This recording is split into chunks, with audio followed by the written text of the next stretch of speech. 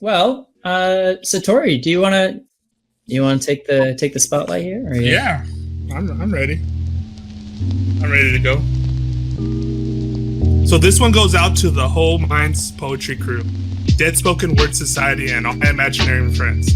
I'm Satori motherfucking D, disembodied poetic digital shaman, damned for all eternity. Don't mind me, I'm just deciphering dark secrets of perception and sipping some moonlight matcha tea. I just sprinkled in a little stardust, swirled in some galaxies, and topped it off with distilled dreams. I'm just minding my own business until I saw there was an open mic tonight, and I thought I'll just stop by and see what's happening. Then I saw what Russia Ways wrote. Craft needs clothes, but truth loves to go naked.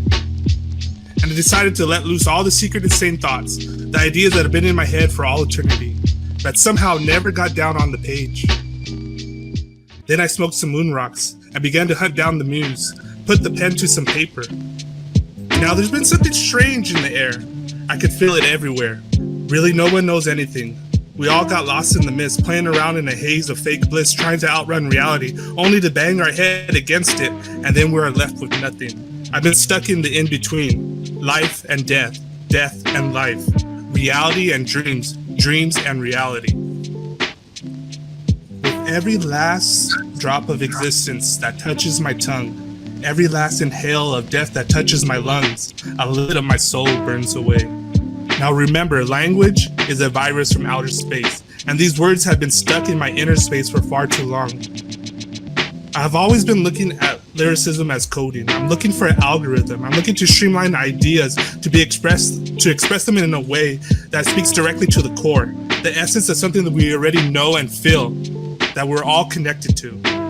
Now I know right now is the time to purge all those broken feelings, those lost poems and forgotten dreams. Thoughts are thoughts, and feelings can't be read. But what is said. I thought this before. Wait, did I think it out loud? My tongue slipped. But who let it out? Let it be. Let me be. Let go of me. Nah, just let it all out. Okay. I got all these ideas swirling around in my head, swimming in my consciousness. The troubled seas of the ocean of possibilities, fragmented dreams causes glitches in reality, half-spoken truth, cause broken hearts of yesteryear. Oh God, I think too much. I can't see outside my head. Disembodied poetics of perception, raw feed of reality, disinherited mind beyond time. Okay. I often find myself high above the clouds, whereabouts unknown. I do nothing but waste space and drinking cosmic wine of time. Puff, pass away the days. I woke up this morning with a bright idea. Maybe I can exist forever, right here, right now. You see, it's not the dream that is real, it's the dreaming. We float around life, trying to grasp onto the liquid possibilities of reality. Somehow it feels like it's slipping through our perception. Most of us give in to this dis-ease, but some of us struggle with it. Few of us dance with it. Now, there's nothing to be won or to fought, to worry about or to give into. It's only to be experienced. Yes, I know this is a lot of nutty raving, but it has to be said sometimes. Okay.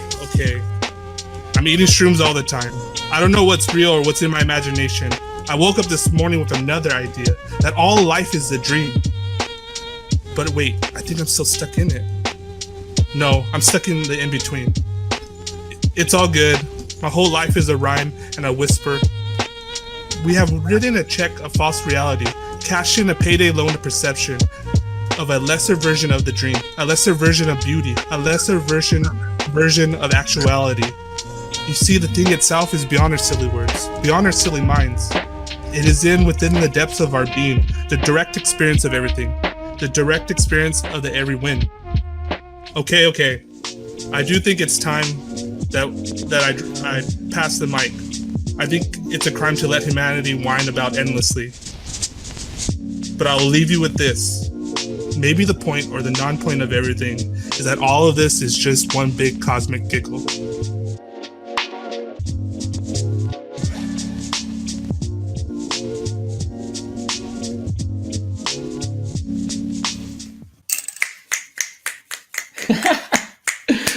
Hey, good job, man. That was awesome. That was awesome, man. I really appreciated that. That was good. Thanks. Yeah, that was, the thing that came to mind, the thing that I was thinking about as I was listening to this. Well, first of all, I like the introduction because it made it feel super fresh, you know, Yeah, to yeah. literally reference like right before the open mic, and like actual people coming to this mic. That's cool. That like put me in it. And but I think the thing that I was thinking about was input output. There was a line that language is a virus of the universe, and then but then like you find it inside, and then there was another couple lines of like what am I trying to did I actually say that, did I let these words out. I felt like that was like a big kind of theme going throughout was what was happening in this universe and what was happening inside, and the kind of like blending in and out of that, the in between. Yeah, I think a lot of us feel like that in between state. We all feel like this like rush of like this like where everything's all exciting and creative, do like something creative, but then then there's like the end of it, and then everything's like puzzling, like what is all this bullshit? You know what I mean? Yeah, for sure. Well, there's parts of it that just seem like very confident and very like declarative, and then other parts that were much more like in like real time musing of what was going on, of like, oh, did I actually say that? Am I doing this? Like asking questions about it. I noticed for myself that a lot of times when I say I'm smoking the moon rocks and then having to go hunt down the muse, is like I have to get myself, like if it's not coming organically, like I have to like forge this, like put on some music, like get myself in the headspace, but then it comes like in glitches, like a little glimpse of this, a little glimpse of that, and then I'm just like, oh, like trying to like get that in between, like trying to break through that in between to get to the flow state. Yeah, absolutely. Definitely. But yeah. Anybody else? Yeah, super cool, man. I can't believe it. I got plugged in the first open mic by something that I created for it, and you really led us into this moment that we're all sharing here on Minds. I feel like you were acknowledging our time here and our experience and discourse between each other. And then and you just opened up, man. You were like, I'm gonna put it all down. You weren't scared to say, hey, you're gonna find that by the end of this, I just laid it all out, like what's going through my head and what I'm doing. So that was like really comforting and a splash in the face at the same time, So very cool.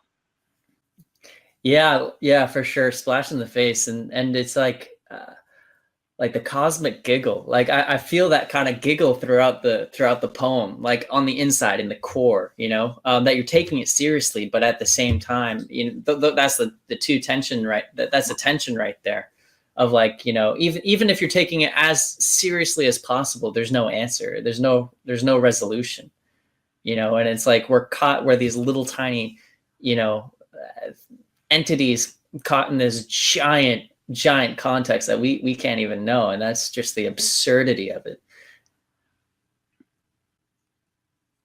And there's a sense of awe that runs throughout your work. You know what, it was just great for me to listen to your poem, because I feel like I was listening to also like all of your poems, Yeah, and I think that's kind of that line I said that I top it up with distilled dream.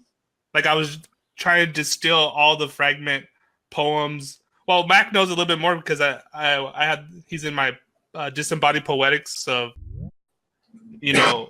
poems, lost poems, forgotten dreams, and so then I was trying to distill that into this moment to like try to get everybody. Yes, you even mentioned that disembodied poetics. Yeah, and I've already read some fragments of that. So there, I think you're using the cut up method a little bit here, right? Like that's kind of part of the, you're going back to your other work and taking and recutting and remixing kind of a thing? Yeah. Well, it was to like kick to start me off, like what I said in the in between. Like I needed to hunt down the muse, so I went back to some of my old stuff. Yeah. To like kind of like get me there when I start talking about my own like confusion.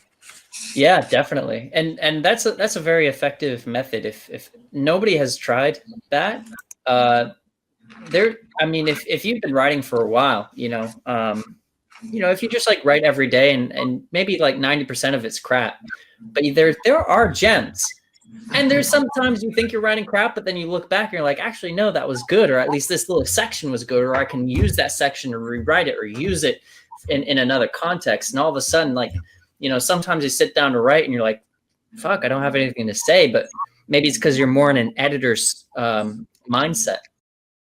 So you might as well lean into it. Yeah, something to think about. Mm-hmm. Thanks for sharing, dude. Thanks for sharing, Satori. Really appreciate that. Starting us off, it's not easy. Yeah, he's brave. Yeah. Thank you, Satori. Yeah. Sure. Well, so who is ready? Who would be the next? I could throw a short one in. Do it up, man. I'm ready. All right. Yeah. This one I hope to inspire Willie to sing at some point. And you might have seen it. All right. Thanks, man. All right. Let's go, Rush. Okay.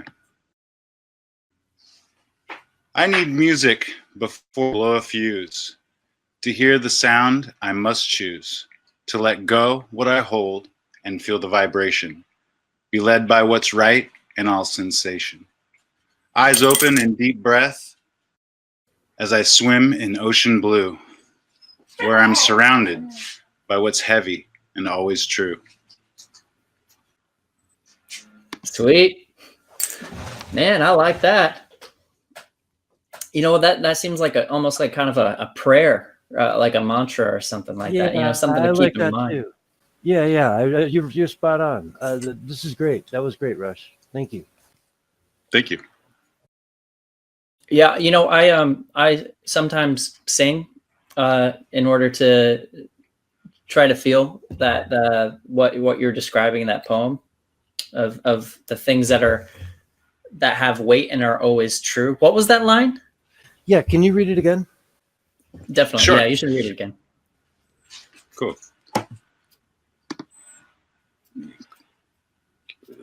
Okay.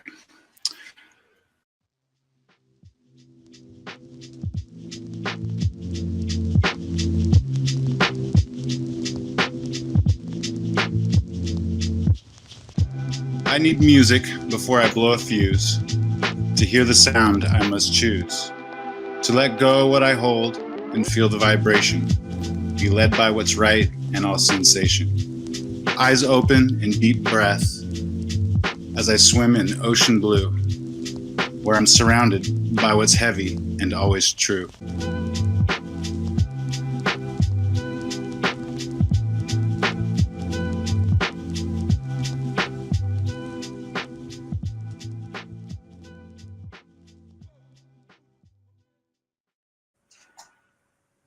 Cool. Mm. What does that last line signify? Because I thought you were done at Ocean Blue. What is the last line? Tell me about that. Can I guess? I'll guess. Okay. Before you go, for me, I associate it with like archetypes, like how like things that are good in work are timeless, and in that.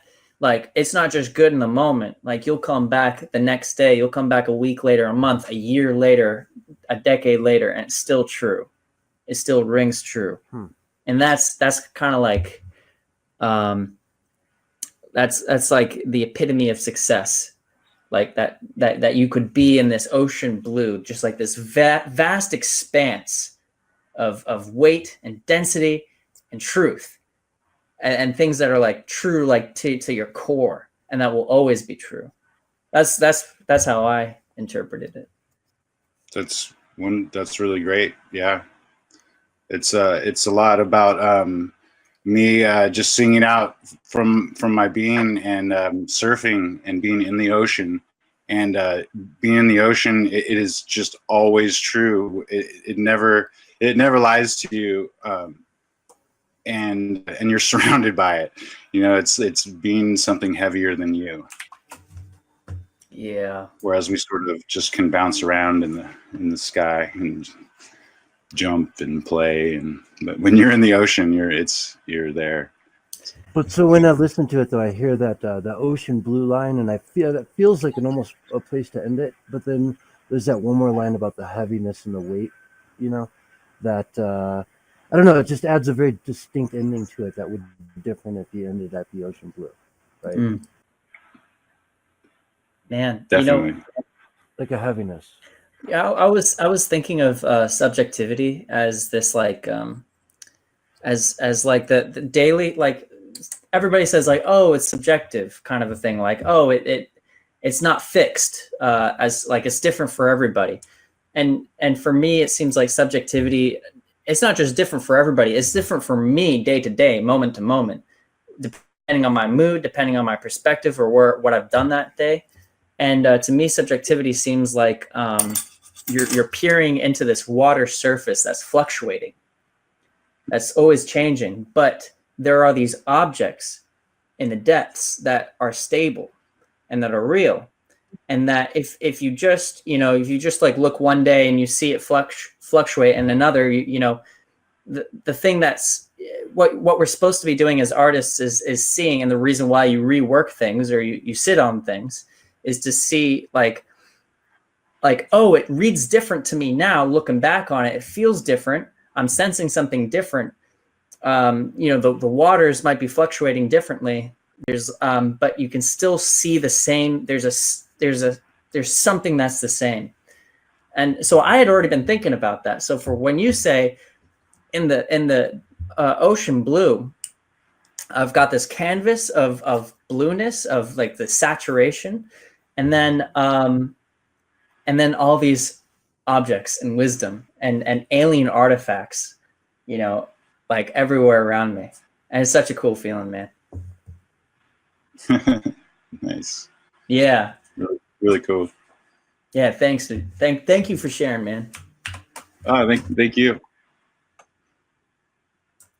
Anybody else? Nedison, are you ready or should we wait a little bit? I can do mine now. All right. Love's regression. Your gentle touch embodied me. Now lost within fond memories, I never thought there'd come a day when your bright smile would fade away. What have I done to you, my dear? Your silent sobs throughout the years, bloodshot eyes glaring back at me, will forever stain my memory. I watched you slowly fade away. My world has turned to black and gray. This life I thought I'd share with you, lost the love I thought I knew. Your weak smile echoed back at me as I write letters you'd never read. Foolish lies wrought in brief lust. Breeze broken souls turned to dust. Sorry about that. Wrote you songs I'd never sing about how your smile is haunting me. How once you set my heart ablaze, but nothing golden ever stays. I stumbled through the darkest night, where once you smiled at me so bright, to find silence waving back at me, so this is how it's gonna be. Or will my presence go forgotten, with hopeless dreams that I've begotten? Among love's perpetual refrain, only empty promises remain. Shall these listless years just pass us by, while slumbering to love's lost lullabies? Restless dreams led me back to you. Won't you join me in a life renewed? How shall we tell our story then? Too many sonnets kept lost within. I thought you knew me, my dear. Losing you was my greatest fear. I guess you were blind to my advances, not like you gave me many chances. Nothing you said could have made me stay. No longer will I know you that way. You sat and gazed at the moonlit sky, smiled and watched my pale glow die. How kind of you to pretend to stay, as you took my last breath away. But I know all your tricks, my dear. No need to question why you're here. Each night you watch the moonlit sky to see the light fade from my eyes.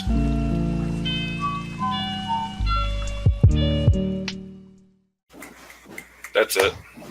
Awesome, Yeah, man. you can't hear it, but I'm doing jazz hands, dude. Jazz hands. Wow, that was really good. That was Yeah, that was good. I felt like you had a theme and idea, and you were just like set with like a laser focus on that. And you know, it's funny I've had a reading this. horrible love life. Yeah. Yes. You know, I think most of us can relate, you know. And it's interesting. I was thinking how interesting this is after reading Rush's of like, you know, all these kind of archetypical truths, like these truths that stand the test of time. And in your poem, these truths are pretty dark. They're I think there was a line with like amongst love's refrain, like all we have are like empty promises or something like that. So for me, this is almost like a dystopian kind of world of love lost, but that speaks to the passion the speaker has, that he would be transformed in such a way to see the world. Yeah, no, I'm hearing that. Oh yeah, we heard fine. Yeah, you ended strong. I felt you were strong throughout it too, though. Like it was, I don't know, it came from a weak perspective, but you did it in a strong way. I would echo that. It seems like it's sort of like with your text part when my phone went off. Well, not just your reading style, but I think just the nature of the poem is to comprehend fully that life suffering kind of a thing as through this lens of love lost, and it's not like shrinking away from it, you know. And that's kind of where I get the strength of it. I don't know if you would agree with that censorship. If you would. Yeah, that's pretty much spot on. In other words, it's a topic that, man, you know, you can go down that hole and be like a weakling about all this stuff, but there was a strength throughout the whole thing. You know what I mean? It wasn't from a point of a perspective of weakness. It was from a perspective of strength, and the vast majority of it. Yeah, I never even thought about that, but yeah, I guess I did kind of do that. Thanks, man. Yeah, thanks for sharing, man. Yeah, I would say that is a risk when you do these kinds of poems, like this kind of melancholic vibe, that you do come across as kind of like whimpering or weak, or you know, just wallowing in your own kind of sorrow. But I think you avoid that, and I'm wondering like what the technical reason for that would be. Like maybe it's because you're not like focused on how low is me. It's like it's almost like these matter of fact. It's more just I'm just remembering past experiences and things that made me learn. Yeah, absolutely. It's like a matter of fact tone. I'm not low as me at all. It's things that have made me stronger, as a matter of fact. It's made me understand what I'm looking for in, you know, a significant other. Yeah. It kind of reminds me of one of my favorite poets, Charles Bukowski, and he has a quote that says, "I've been blessed with a crappy life." And it's kind of like what I go to too sometimes when I write. Like I have this refrain that I always do. It's like, lost love and forgotten poems or whatever, and it's like these things that I kind of go back to, reflecting on, like not necessarily like, oh, like I miss her or whatever. It's more like this happened, but this also makes me, and I kind of like, by doing that, I get all right in my own skin, and every time I keep on doing that, I become more me. Yeah.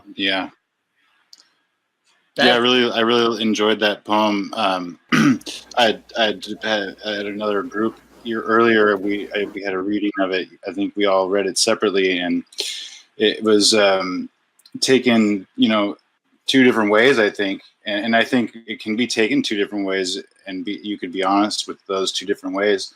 But I definitely saw it as something positive, because it is a learning experience. And yeah, it was, you really, I don't know whether it was your fault or not, you'll end up going through those hardships and that pain and have to really just ask yourself,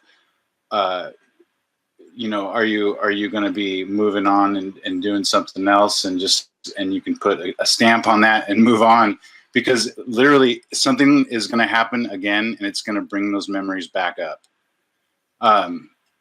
Regardless, even if it's not that same thing, if you get ever, something happens again, it's all going to just come back up and all that stuff. If you can literally, write something down and be honest with yourself, that it just really, it helps you remember that you learned something and you're not going to make that mistake again, even though next time you're probably going to have to learn something completely different. But hey, you're writing a book, I guess, of poetry. So very good job. But thank you for reading that. I was just going to add that, you know, like with some of these shorter ones, I mean, that was only a couple minutes long, right? It might be a good idea for us to like talk about them and then hear it again. Love's regression. Your gentle touch embodied me, now lost within fond memories.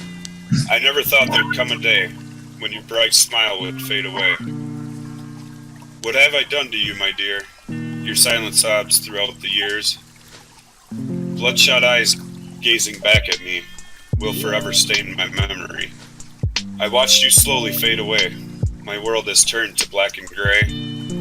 This life I thought I'd share with you, lost the love I thought I knew. Your weak smile echoed back at me as I write letters you'd never read. Foolish lies wrought in brief lust, breeds broken. Whoa. Dang. Got dropped.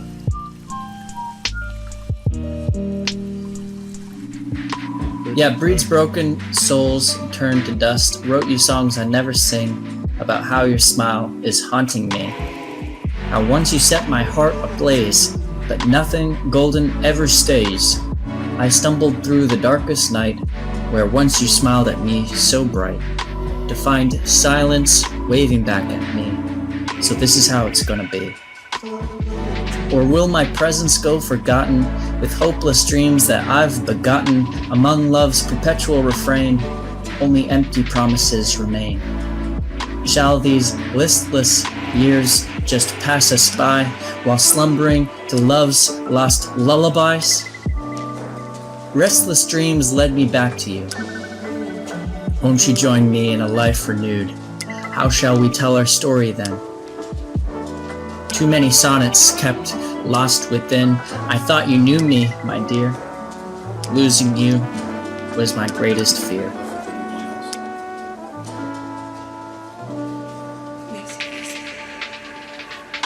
I guess you were blind to my advances. Not like you gave me many chances. Nothing you said could have made me stay. No longer will I know you that way. You sat and gazed at the moonlit sky, smiled and watched my pale glow die.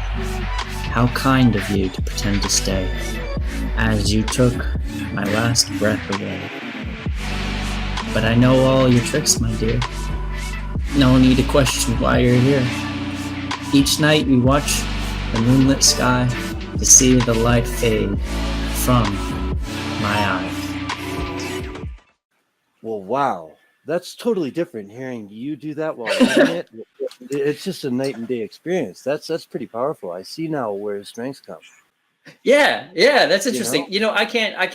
Even though I'm reading it, I actually am. I'm in a sense, I'm not reading it. I'm just kind of focused so much on the performance. My mind's not even there of what that might hear like. But yeah, it's cool to like hear the performance and then to go break it down and have somebody else like completely like you read it, and we all have it in front of us to go word for word with it, and it's very well written. Wow, the end of it is.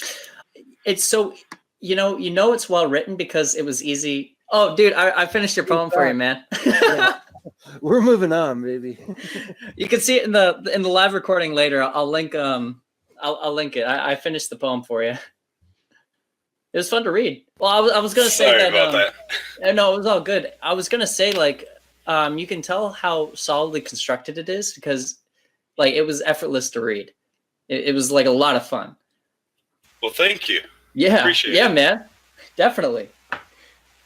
Man, you know what? Yeah, Mac basically picked up where you left off, and we finished reading it. While everyone kind of had the script in front of them to read, and it was beautiful, man. We loved it. I have no idea where I left off because I kept reading it till the end, and then I'm like, hello? I'm done. That's it. Hello? And there was no answer. I was like, oh, I wonder when I cut out. That's funny. That's funny. Sorry about that. No, man. I forgot what I was gonna say. Oh well. Well, that was a good poem. And thanks for sharing, man. Not a problem.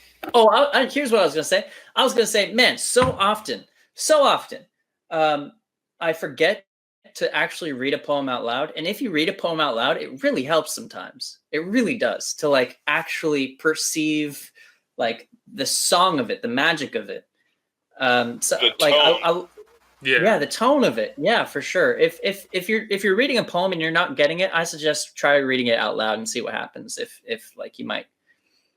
Just general rule of thumb if anybody's listening in. Are you telling me I did a bad job? Because I'm gonna go cry now. No, I'm saying it was good for me. It was I liked reading it. Well, just we were kidding. also talking about. I'm just kidding. Don't ever take me seriously. But Nedison, one of the other things we were talking about is how, like, when you come in and kind of do the Slam Poetry Fest version of it, like where we all kind of hear it for the first time, and then we went and talk about it, and then we go back and read it and hear it. Actually, it was almost an advantage in a way to have Mac read it because it just was it was a totally different experience. We really could focus on the grammar and the structure and get a much deeper look into how well constructed that poem was. Yeah, I think that ties into what I was saying is how you can sense the real by moving, by to have Nedison read it and then for me to read it. You kind of have these 2 points, these 2 perspectives looking at the same thing, and you can kind of sense more easily what the thing is. Yeah, I've read it a few times, and each time I see more in depth into it. So yeah. Let's move on. Anybody have some bread? Hey, Yeah, sure. you have? Yeah. Okay, sweet. So this is a short poem that I wrote after a very interesting conversation with, at the time, my 4-year-old daughter, who is very feminine and loves being a girl and was having a hard time computing why we were having the discussion about police officers and how you don't call a policewoman, or you call her a police officer. And she couldn't really understand why being a policewoman would be a bad thing because she's 4. So that's what this is about. It's called Girls. Daddy, I don't want to be a police officer. I want to be a police girl. To her, girls hold the highest office. Daddy, I don't want to be a firefighter. I want to be a fire girl. To her, girls are the fiercest fighters. Daddy, I don't want to be a mail carrier. I want to be a male girl. To her, girls carry expected love. Puberty has not confused her. Society has not changed her. Salaries have not devalued her. Men have not misused her. Yet. Oh, tiny voice of purity, hold fast your strength, your beauty, your clarity, your love, your mercy, your charity.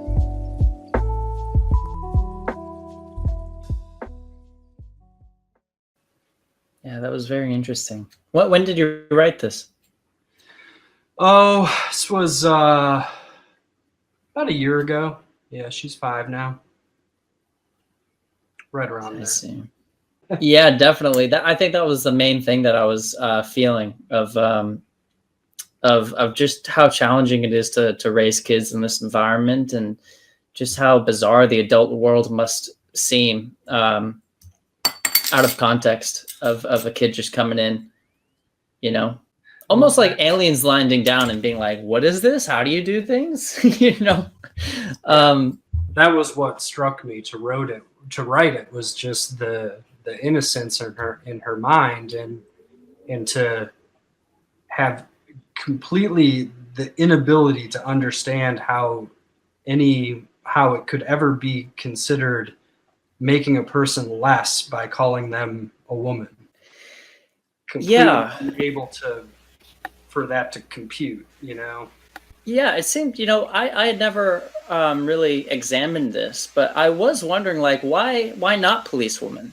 And it seems like maybe even on shaky grounds that policewoman is necessarily disrespectful, because to call someone woman isn't disrespectful. And I guess it's kind of like a gender neutral, just trying to get gender out of it. I guess to say police officer is just to say, look, gender doesn't matter. It's not part of it. There's no difference between a policeman and a policewoman, kind of a thing. So that makes sense. But from your daughter's perspective, or the speaker's daughter's perspective, it seems like it's like, but I enjoy being a girl. I want to be a girl. That's who I am. That's what I want to be. Sorry, I cut out again, but that was actually really good. It's something that I want to play for my niece. But that was really good. I like the empowerment of it. Yeah. Anybody else have any commentary on that? Not that part where it says puberty has not confused her, society has not shamed her, salaries have not devalued her, men have not misused her.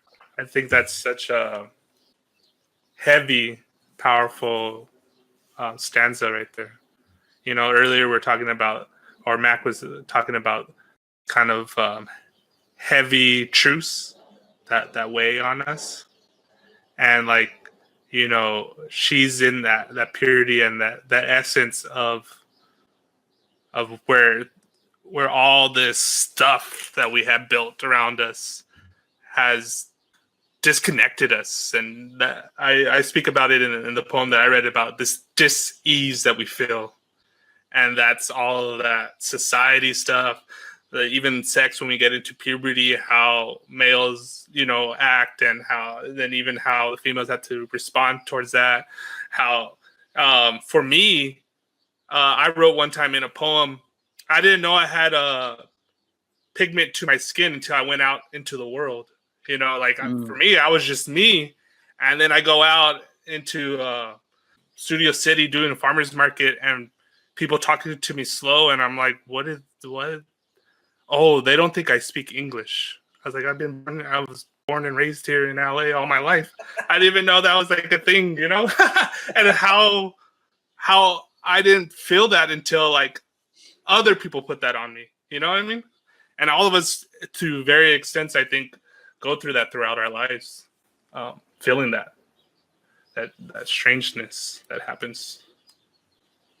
Yeah, definitely. Like, kids they're so innocent. Yeah. Like pure, in that they just, they're almost like saying the obvious, It's like with creativity too. Their creativity is so pure and has no restraint or boundary, because no one has told them any different yet, and no one has told them that something isn't any good. Or heck, I don't even think they necessarily have even that type of judgment of good or bad. It's just like, well, why wouldn't I just make a giant purple anteater that was, playing hopscotch with, a green bunny? Like, why wouldn't I do that? Like that. It is What? not. It is not good or bad. It's just create. We can't just write on our walls. Right. Just, put colors everywhere. Like that's. Why don't we do that? Yeah. There was this one thing that always kind of echoes in my head that I think is like so beautiful.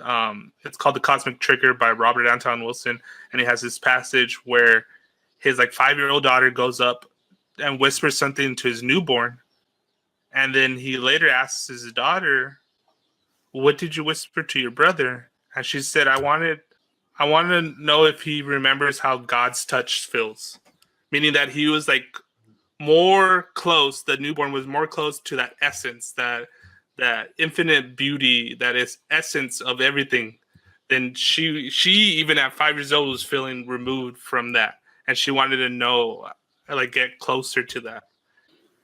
I looked at it as a window onto fatherhood, where you're raising these, eggshells, these delicate creatures, these beautiful young children that are looking at a world that is so confusing to them, and it's your job and your scary job, Becknody, to cross that bridge for them and bring them into adulthood, across this scary divide. You know what I mean? That's kind of the way I looked at it.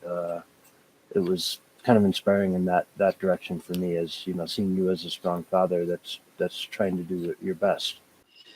Yeah, I just I will want to stand behind her in whatever directions she goes in her life.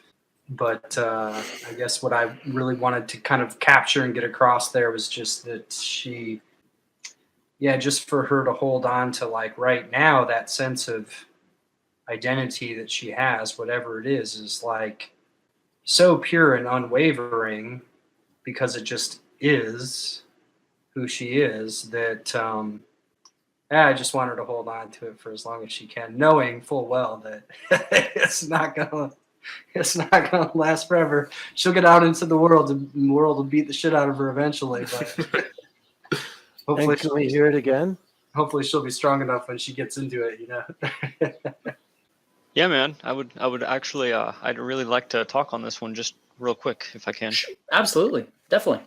When I was a kid, I didn't realize it at the time, but I think it's the best advice a kid could get from an adult, and it was really simple, but still really confusing at the time. It makes sense now. But I was always told, always be yourself. Don't ever stop being who you are. I was like, why would somebody stop being who they are? And that made me wonder as a child, and I really started thinking about that a lot in my childhood. So I got a leg up on that idea, and I think every kid should be given that idea, so they can think about it. And when they get to that adulthood, they'll have thought about it and collectively come to solutions, because that's just what we do as people. We come together, we crunch on ideas, and we come up with something we all think will work, because we all have that perspective, and we add a critical piece to the puzzle. So yeah, and I would say that an art practice is very useful for figuring out who you are and what you believe and what you think, because it only works if you're operating from that kind of interior core of impulse and being.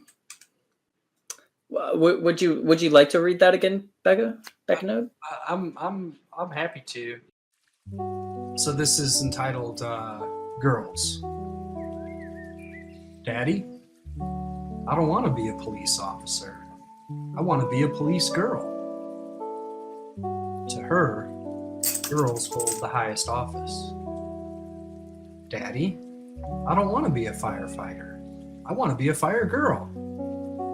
To her, girls are the fiercest fighters. Daddy, I don't want to be a mail carrier. I want to be a male girl. To her, girls carry expectant love. Puberty has not confused her. Society has not shamed her. Salaries have not devalued her. Men have not misused her. Yet. Tiny voice of purity, hold fast your strength, your beauty, your clarity, your love, your mercy, charity. Yeah, I got a clearer sense. Thank you, censorship, for this idea of rereading after the discussion, because I feel like I got a sense more of this kind of honoring, the sense of honoring to the poem, of honoring youth, but also your daughter. Yeah, and I think even when he's reading it and following along, the breaks that he has in it is like powerful, even just visually looking at it, because when he breaks, it has that little dash, and then it goes yet. You know what I mean? It's kind of like what we're all been talking about, like she's still holding on to that essence, and it's kind of like yet recognizing that life. She's gonna have to go through life. Yeah, certainly puberty will confuse her. It confuses us all. Oh, yeah. Certainly she'll deal with shame and devaluation and misuse some point in her life. Well, I think also just with Brett's, like the poems that I've read of Brett, that he uses breaks very well. That there's a lot to the negative space that he uses. If anybody wants to read any more of his poems, highly recommend. And I just go back to the fatherhood aspect of it, man. The challenge that every father faces of bringing a 5-year-old kid up into teenhood and then adulthood. It's just a daunting. There's so much there to. I think that if you carry the the attitude you have from the heart, it really forces you into a position of assuming a huge amount of responsibility, and naturally that follows that is strength. So that's why people with open hearts are often the strongest, because they have to deal with those painful realities, not just for themselves, because at some point or another they're going to have to bring a child into the world or to help guide somebody into the world, and the best way to do that is by being as honest with yourself as you can be with a child. So that requires a kind of innocence, which is difficult, but it's very admirable and respectable. That's I think we see that in children, and it's confusing. It's like, damn, Yeah. This poem is, I think it's an older poem. It's like from, I think, like 2013 or so. And it was like the first time I really was like I had discovered this kind of psychedelic style. And it was actually the first poem I read at an open mic, and so it's kind of dear to my heart. All right, so I'll just read it.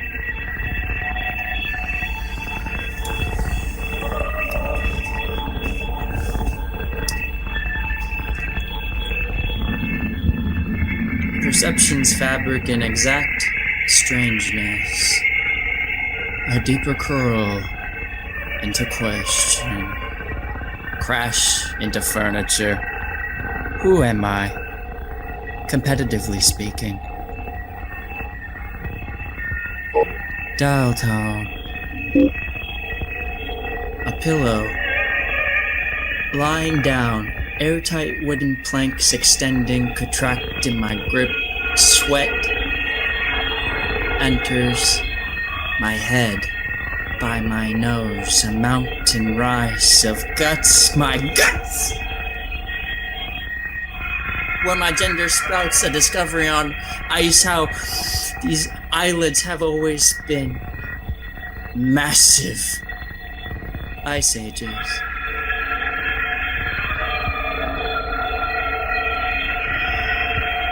How much do we miss? Dial tone. A cigarette enters a fry later somewhere, competitively speaking. I am not what I really am. I'm flipping icebergers. I'm encompassing hypothesis. I'm circling the drain and the sink is disgusting and needs to be scrubbed with bleach. I'm lying down now. Still. the drift through the same old cross sections of a melting iceberg is not really an iceberg. It's the drift through metaphor. The sun has always threatened to strobe at 24 days a second. The future post-dubstep drops and others speaks, emerging from the dial tone.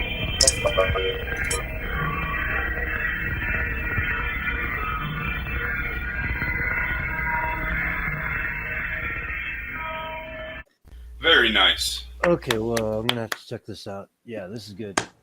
Yeah, thanks, man. I actually, you know what? I wrote that after a D&T trip, and I was trying to capture that feeling of just being completely incapacitated by a psychedelic experience. And I had conceived of it originally as like in this world that I had created. It was supposed to be like this kind of technology experience, but it really just ended up being a trip, I guess. But I don't know. What did you guys think? I shouldn't talk about it.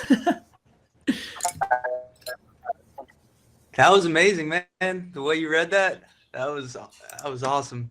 Thanks, dude. Thank you. Yeah, you have you just have such a great performance style. You just do so many different things with your voice. But the thing that really thing that stuck out to me, especially the second time you said it and the way that you said it the second time, was the phrase "competitively speaking." And so you have that coupled first with "Who am I?" and then second with "I am not what I really am." And so is it competition within or without?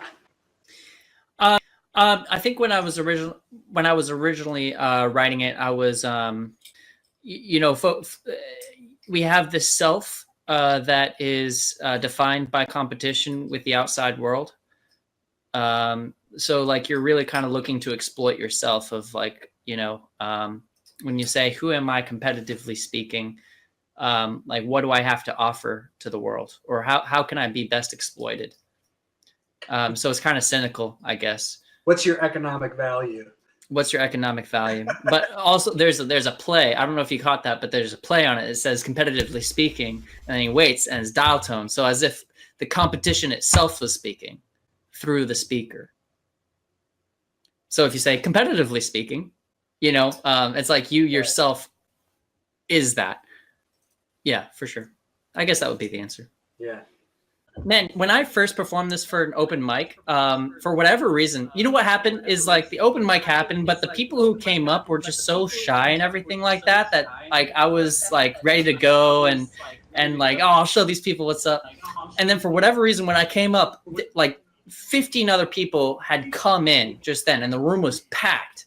And I remember specifically, it was like the best performance like I've ever felt as like far as like euphoria, that euphoric of performance, in which like right before I paused, and I try to do that now, but I wasn't feeling it. But like I paused and I almost imagined a trip was flowing through me. Like, what if I was tripping right now? What if I was looking at this cup, for instance, and the cup was swirling and I was imagining that. And then I performed with that kind of imagination. And my performance then was like, like it was like people were really excited about it. And I was like, I've never had a performance like that. I don't even think the performance tonight was pale in comparison. I was reading half of it. I hadn't even memorized it. But yeah, if that's something to try. Next time you're performing, imagine that you're tripping and see, see what comes out of you, Or just take a bunch of drugs or actually get high. Yeah, actually trip balls. Yeah, serious. You know what? Like I think it is interesting. I've experimented. Performance interests me. Singing interests me. As far as like present moment flow of like your subconscious and how you like create in the present moment. And if I've smoked weed, sometimes it's like I'm able to do things that I've never done before. that like I shouldn't know how to do, that nobody taught me, but like it just comes out only when I'm high. It's really strange. It's really strange what your mind's capable of. Okay, so first of all, I've had to read this about 7, 8 times to get my mind around it, and it's really impressive. Wow. But okay, one thing keeps jumping out at me, and it's the second to last line. "An other speaks." Mm-hmm. Right? Yep. Why not another? Why an other? Man, I think there's an alien quality to saying "an other," and I think that's what I was trying to really. When you just say "another," it's it's almost casual, but when you do say "an other," it produces that kind of question. Cool. Like, Okay. oh, he was like the other kind of guy. Yeah. Like, And I think that speaks to the quality of having a real psychedelic trip, that the other beyond your mind that is omnipresent after the dial tone Yeah. of your mind goes off. Yeah, I could achieve that effect with also capitalizing other too.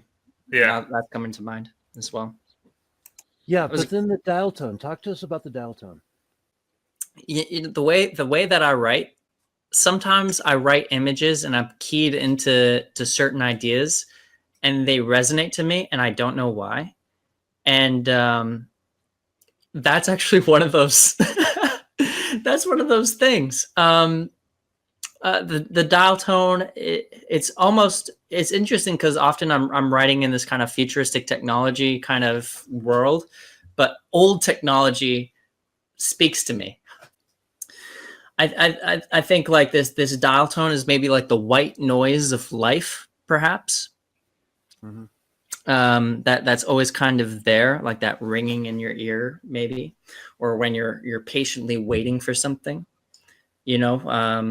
when you pick up the phone and there's no one actually on the other line, and it's kind of like this sound of solitude, perhaps. But I'm just saying this in real time. I don't I wrote this so long ago, I don't even really remember the intention, really, to be honest. It's just in the the second effect. paragraph, you say, "Who am I, competitively speaking?" Dial tone, right? Yeah. And a pillow line name. So I take this, this strangeness and everything, from the first paragraph, being, the drug kicking in, right? And then you dial tone, right? Dial tone, a pillow lying down, right? You wake up. But then we go into the next one, and you kind of do the opposite, where how much do we miss? Boom, pass out dial tone. And then you're in the competitive world here, right? This is right into a free later somewhat with competitive. So you went from, in the first one, you're competitively speaking, boom, dial tone. Then you come out of that dial tone again down here, competitively speaking again. Yeah, competitively speaking, and then I see I'm flipping icebergers. So and then circling the drain and the sink is disgusting and needs to be scrubbed with bleach. It recalls I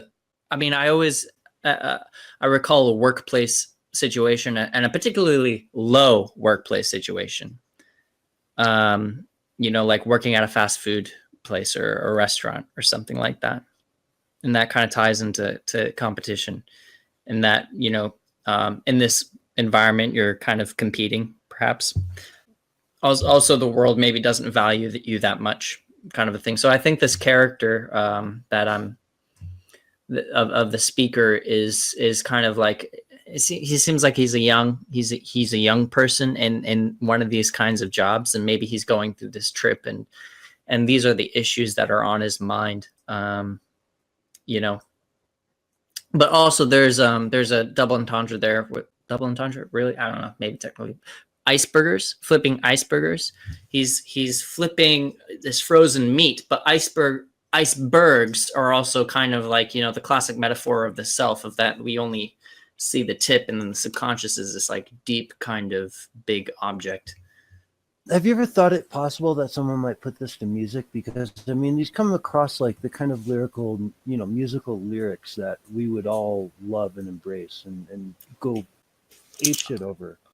I would love to collaborate with a musician, and to try to perform and to give it my best for that. I've already collaborated with Hank Barnes I use his music a lot in my video work, my video poems. But his stuff is very like kind of avant-garde. It's not like it's probably not the songs that you're thinking of.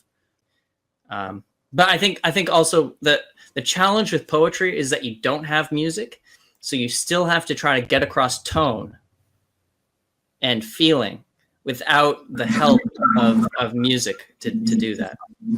But do you ever look at your lyrics from that perspective? Like, it could ever be put into I'm not a musician, so I don't when I read my work, I don't have music coming to me because I'm not a musician. But I would definitely be open to collaborate with somebody about doing something like that for sure. You know, from my own experience, I do this thing, and I kind of mentioned it in my thing, the Dead Spoken Word Society.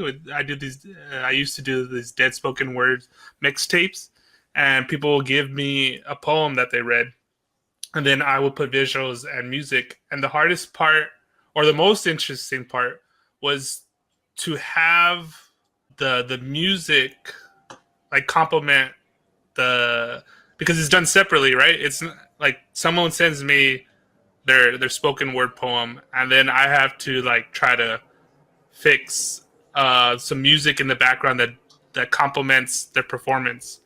And for me, I find it interesting when you get it good and it's just subtle, but it helps to give more feel to it. But for a poem, like a straight poem like that, you don't want the background music to like overpower it either, you know? Yeah, it would be interesting. It'd be interesting to work with somebody like Future Humans, you know, whose style is, you know, it's very over the top and aggressive and like maxed out. And yeah, it'd be interesting if like, I don't know, I was just thinking, like, I just love Future Humans. Like, he's such a great guy. But I mean, I would love to take it to other music. I don't even know the process of making a song, like how these musicians go about doing it. To be honest, I really don't know the. Yeah, I wonder. Anyone else with that? Yeah. Well, I'm always thinking visually and musically because I do a lot of video edits. So I'm already trying to construct remixes in my head. So you'll see some attempts of that. Sweet. As we go in the near future. Cool. That's awesome.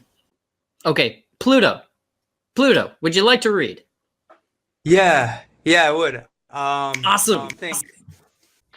Essentially, just memories flowing from afar like a planetary charge raining down from the stars. It's a simple life on Mars with a lot of time to hesitate. It's easier to meditate outside of this conglomerate. Found a letter in a monolith for a paleontologist, and suddenly was standing in a rather strange aquarium. And wondering just where we'd been before we were American, and whispered in the air within, "We'll be right back there again. We'll be right back there again. We'll be right back there again." How's it, pretty much? Dang. I like that. Cool. Wow, you're flow, man. I'm kind of nervous. I never done that before. Hey, congratulations. Hey. Yeah, that's that was awesome. badass, man. That was badass. Yeah. You're reading your stuff over here and trying to be. That's how you got to do it. You just got to jump in. Thank you. Man, yeah, and the speed that you read it at, yeah, the speed and the flow, I felt like it was almost like one of those twirling things through the air. Yeah, he didn't read that. That was from memory. That was just out of his brain. That was from his heart. Wow. Yeah, I can't write like long things, but when I write something, I run it over in my head like a lot of times. So it's, most of the time it just gets ingrained in there after I've finished it. Because even if it's only like 100 words or something or less, even sometimes it's like I've spent an hour or two on it, just like saying it over and over again in my head to write it. So most of them, I only have like maybe a handful of poems, maybe like 7 or 8 or something. So they're all in there. That's a short one. That one's definitely in there. Well, I've always admired your meter. and how yes, for sure. And I find that very hard to do myself. So and it's very interesting to hear you read, because I really do think that emphasizes the like the aerodynamic qualities of your verse. I appreciate that. Yeah, it's interesting in that I'm so keyed into the sound, and I think maybe this is just how my brain works, and this is why I'm so bad at it. Is that I'm so keyed into the sound, I actually don't know what you're saying. It's almost like you're abstract for me anyways. The words, the meaning of the words are abstracted away, and I'm only listening to the sonic qualities, and I have to really focus to see what it is that we're talking about here. Yeah, I think it's probably because I said it pretty fast, so it's probably easier to like actually decipher what the meaning of it is if I and just like reading it in the text form. But when I guess if I read it fast like that, it's kind of hard to pick out actually what the lines were. Yeah, again, the way you read it though was gorgeous. It was again, very musical. It goes back to the a lyric to a rock song all day long. You know what I mean? All day long, and people would eat this shit up if we actually wrote intelligent, like rock songs, that were fucking based on kick-ass lyrics like this. You know what I mean? This could be done. Yeah, thanks, man. Yeah, and the way you executed was fantastic. And again, I've read it, 4 or 5 times, so I'm trying to start to get my mind around it. I probably need to read it 3 or 4 more times to formulate any kind of intelligent question. But in the meantime, thank you very much for sharing that with us. In that sense. Yeah. So, yeah, thank you guys for having this. I mean, honestly, since like past couple weeks, just have been writing a lot more. Actually, like. Pretty much. I mean, I've written stuff over the past few years, like here and there, just every once in a while. But this definitely really inspired me to, like, write a bunch of shit. So, excellent, this is awesome. Excellent. That's that to me is the greatest compliment for this group and the reason and justification for us doing this kind of thing for sure. So I'm very glad to hear it. And now that I'm reading this much more deeply, that I just. So it seems Bowie would kill this. David Bowie would kill this fucking lyrics. Fucking kill it. Essentially just memories flowing from afar, like a planetary charge raining down from the stars. So memories flowing from afar. So it's like you're standing like it's almost like this invisible energy that we're constantly being shot down to, like a planetary charge. And that's a very interesting phrase to conjure this this energy. I think a planetary charge for memories, and from there, it's interesting because you start so merely like, oh, it's just memories. Oh, just memories. But then, poof, you put the speaker on Mars. It's a simple life on Mars, and that I think gets across a solitude, like a kind of weirdness, maybe an alienation. With a lot of time to meditate. And then it gets easier to levitate outside of this conglomerate. So I think, that speaks to kind of where we are on minds. Like I feel like we're outside the conglomerate on minds, and that levitate, I associate that with like kind of, like meditation. I always hear the phrase with like yoga, like, oh, we're trying to like meditate or levitate here, as this kind of like transcendent kind of weightlessness of meditation, which I think is such a great way to inject us inside the poem, in the world of your poem. Thank you. The second stanza, the monolith, I reference the Space Odyssey with that, what I'm talking about? 2001 Space Odyssey. Yeah. There's the monolith Facebook and there's Mars Mines. You didn't go there, did you, Pluto? I have to watch Space Odyssey. What the Mars Mines, was that something else? I've actually never seen Space Odyssey. Oh, Space Odyssey, the monolith is like a huge icon. It's this black kind of object that when they approach it, like sings, it's like, "Ah," and it's like really creepy and weird and like solid as hell. And to find a letter in a monolith for the paleontologist, like this ancient kind of artifact, and then to plug that into wondering where we were before we were American. Man, you know what? That's connecting to this age of like, we all think, well, like people think like, oh, maybe we're going to collapse or something like that, you know? Well, Yeah. Matt, you Kind just of the compared, way Mark. oh, sorry. No, Go no, ahead. you go ahead. You're the author, dude.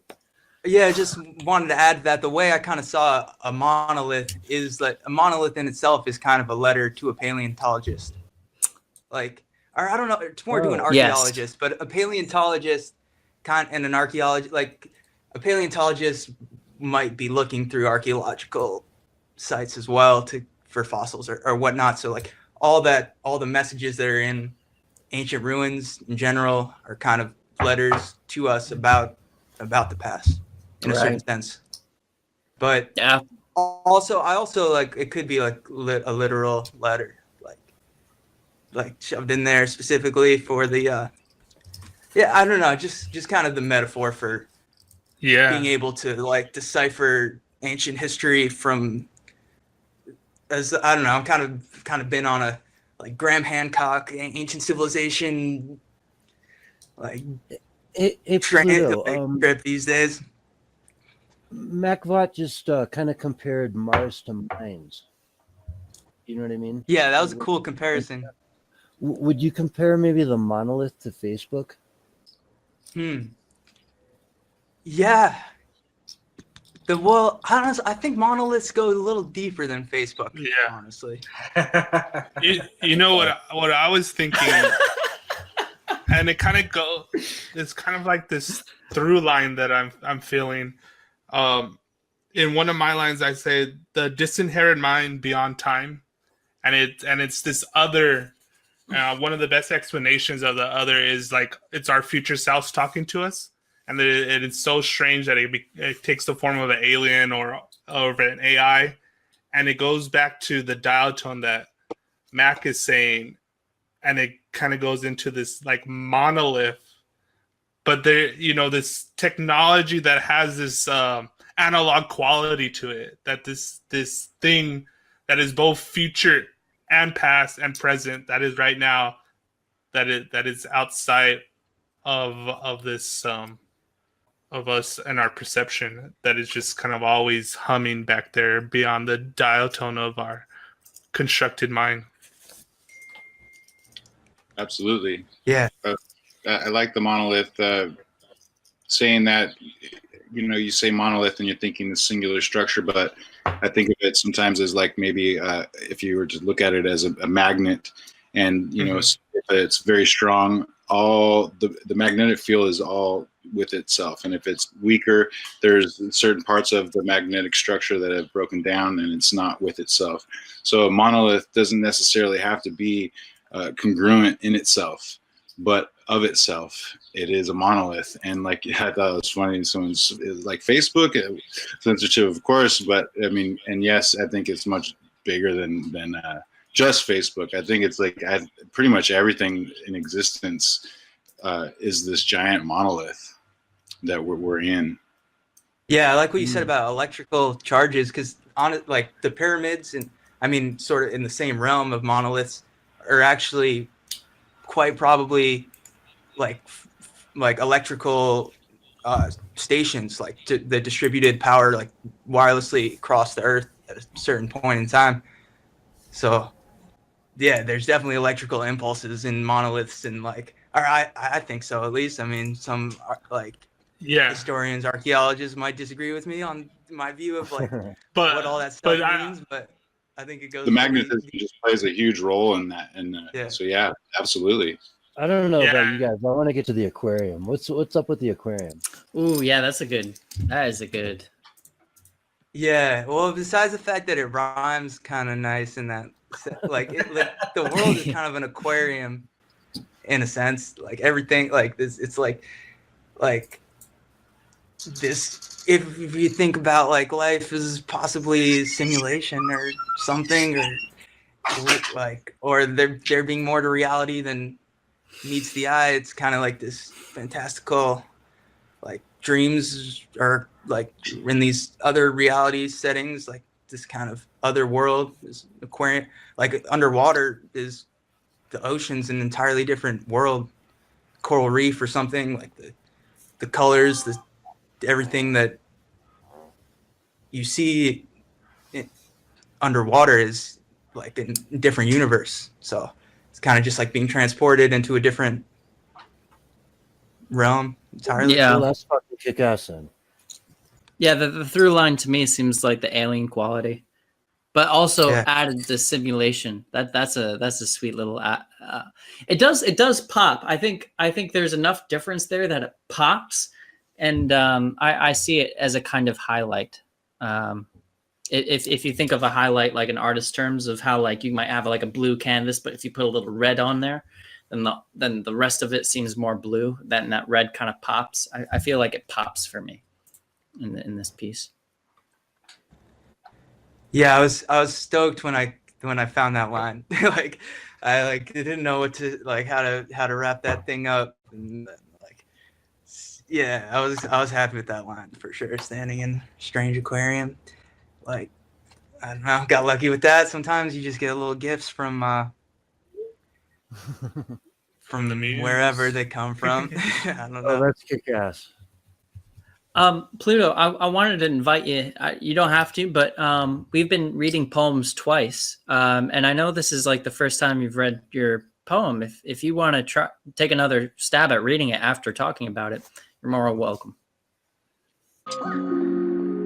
Essentially just memories flowing from afar like a planetary charge raining down from the stars. It's a simple life on Mars with a lot of time to meditate. It's easier to levitate outside of this conglomerate.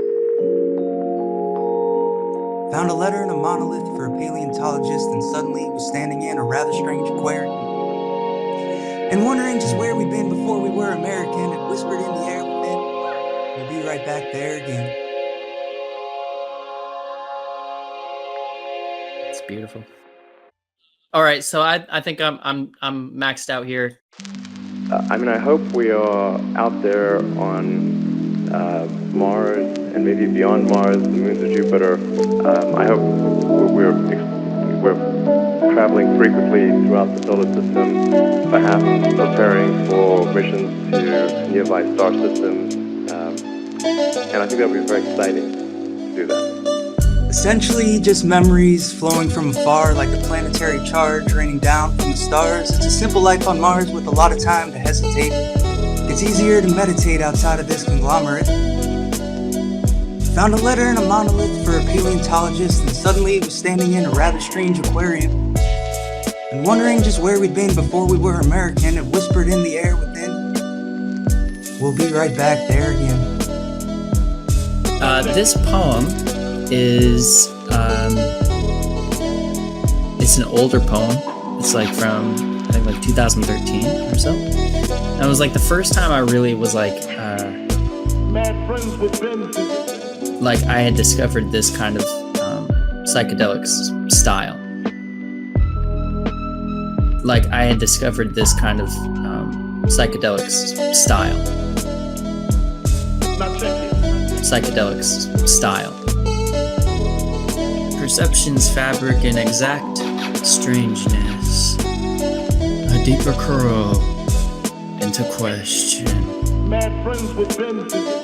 Crash into furniture. Who am I? Who am I? Essentially just memories flowing from afar like a planetary charge raining down from the stars. It's a simple life on Mars with a lot of time to meditate. It's easier to levitate outside of this conglomerate.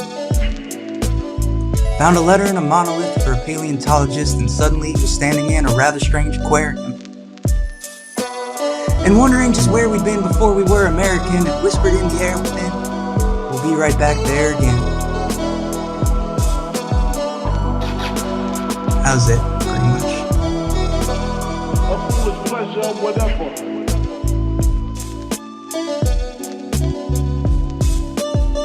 That if you'd ask people, say in 1900, what are the odds of man landing on the moon, they would have said that's ridiculous. And if you try to talk to them about the internet, they would not even know what the heck what are you even talking about? Like, this sounds so crazy. I ran out of breath on one of those lines. No, that was fantastic. But let's go into the last couple of lines, if you don't mind my taking over a little bit, Matt. I'm just kind of curious. No, go for it. Go for it. When you talk about, like, here we are to be American again, right? Yeah. And wondering just where we'd been before we were American. It whispered in the air within. We will be right back there again. Talk about those lines a little bit. I'd love to get some insight too, because those are really profound. Yeah, I kind of meant it as like a general, like what is our soul, like what is our being, like beyond this life. I've had too many strange experiences of other dimensions and like just weird trips that I like. Yeah, well, to go through your pretty poem, convinced that there's more to existence than just what meets the eye and the base reality that we're in. Mm-hmm. Like, so just kind of wondering about what life is, the whole purpose of like where we come from, where our souls originate from, in a certain sense.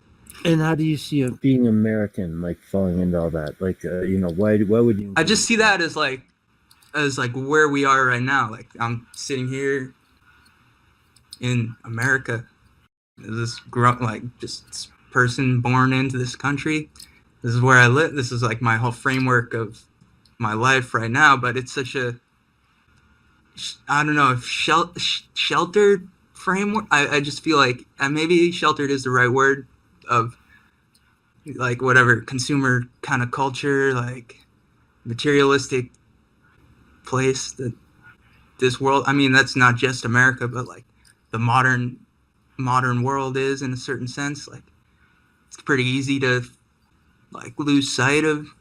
Yeah, because there's almost like a imperialistic, you're on Mars and it's all American kind of thing. Like, was that your intention, or just sort of like, I don't know. In other words, I don't necessarily see that bad. We colonize Mars. I don't think that's the end of the world, but like, do you look at it that way? Do you see colonizing Mars and everything? Was that part of your, or do you see that as more of a patriotic thing? Like, yeah, like I mean, yeah, it could be like literally, like obviously we have the potential to maybe set a colony on Mars, but more thinking of it in just like being in another planet, being in outer space, like outside of this life, really. Like, yeah, you just thought about the innocent standard. Like, you didn't really think like about traveling through the cosmos. You weren't trying to make a political statement. You were just like putting those words in.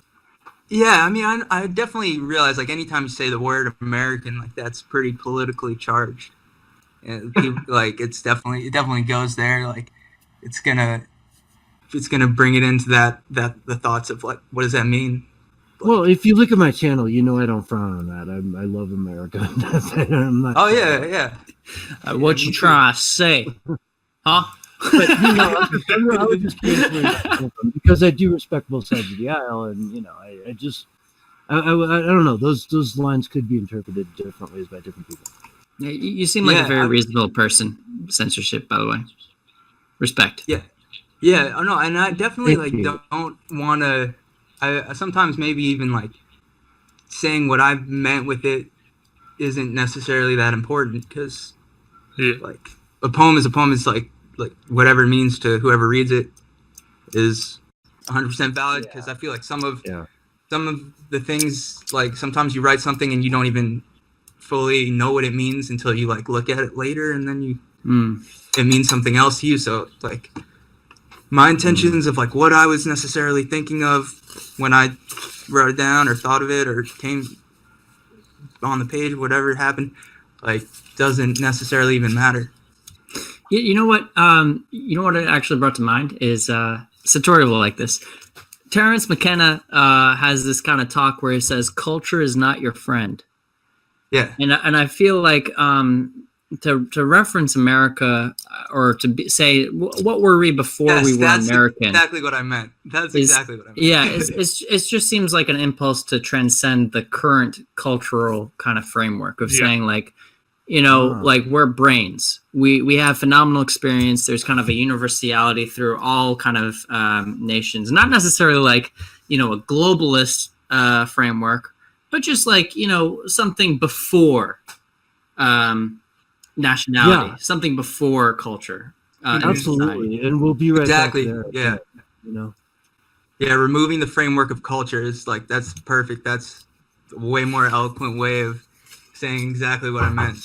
That actually summarizes it very well for me when I read it now like that. Yeah, that totally makes sense.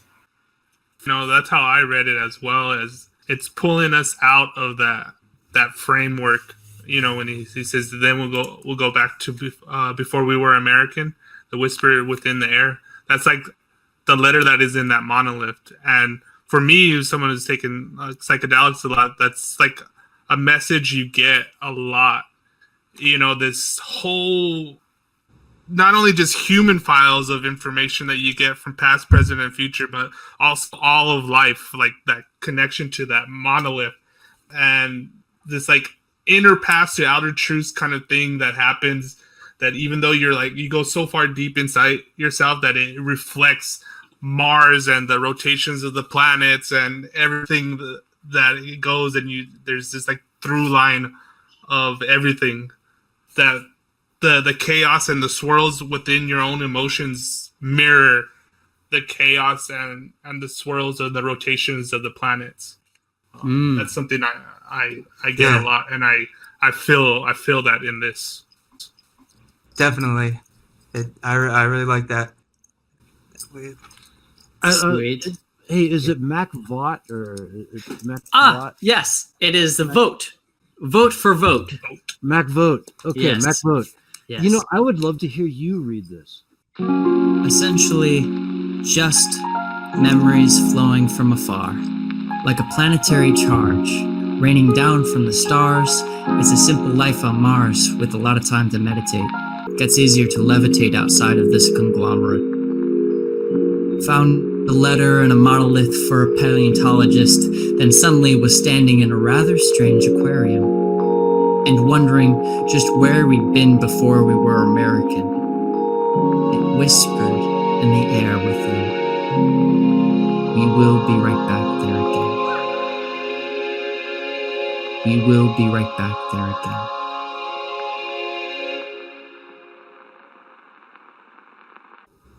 Oh, yeah. Hell yeah. You love that? Was that fantastic? Yeah, definitely. Yeah. Thanks. Yeah, you definitely like the way you slowed it down and really your voice behind each word is awesome. I don't know how else to put it. It feels really weird taking credit for that because it's your poem, Hey, it's great to read, man. All of your stuff I read. All along the Watchtower, better than Bob Dylan ever did. Jim, I think that's a Jimi Hendrix song. That's Jimi Hendrix. Yeah, exactly. Oh man, but Pluto, I read all of your poems out loud because I feel like I don't do them justice until I read them out loud. I actually feel like I cannot didn't mean to compare myself to Bob Dylan, but you definitely deserve the Jimi Hendrix. That's yeah. Cool, man. Does anybody else want to read? Chris, by the way, I did not welcome you. Chris, thank you for being here, man. Chris Dogood. No worries. Thanks for having me. Yeah, dude. Enjoying all the poetry. I don't have anything to read, so I'm kind of listening. Thanks. Yeah. It's all right. Hey guys. It's all good. Maybe next time. It's good to have you. Thanks for having me anyway. But I just wanted to say really quick that I sent like almost everybody who spoke tonight like a bunch of tokens. So A, I thank you all very much for having done that, and B, I'm going to go a step further, and over the next couple days, anybody I send tuckets to, I'll put out like one by one little like posts to say, hey, go subscribe to Pluto. You know what I mean? Like, Dude, that's really generous of you, and I gotta thank you, censorship, for coming in, because you said you weren't a poet, but the way you engage poetry, I'm pretty sure you're a poet. Like, well, I enjoy literature, sure. Yeah, definitely, man. Well, you don't have to write it. There's readers are just as much as poets as writers. I truly believe that. I think a poem is just text without a reader. And you're an excellent reader, and thank you so much for coming in to this gathering tonight. I think usually we wrap it up at 10, 2.5 hours, or 2 hours and 15 minutes is usually enough time. And I think unless anybody else has something to read, thank you everybody for coming. I had a really good time. I'm really honored that you guys would come. I think this is a really good thing that we got going on. And I guess we'll see. We'll see you next week. Weekly thing, or it's a weekly. Yes, thing? It's a weekly thing every night, 8 p.m. Eastern Standard Time. It's an amazing weekly thing, and you need to keep it going. Yes, we do. Keep up the great work. It's awesome. Cool. I will look forward to coming back next week. And damn, dude, it's nice to meet you. I feel like I've met a friend tonight. Definitely, man. Yeah, dude. Seriously, thanks for coming in, and for everybody who came in. I think we got some really good work done, and I think, man, it takes some time to warm up, but when it comes down to it, I think poems are such a good foundation for a good conversation.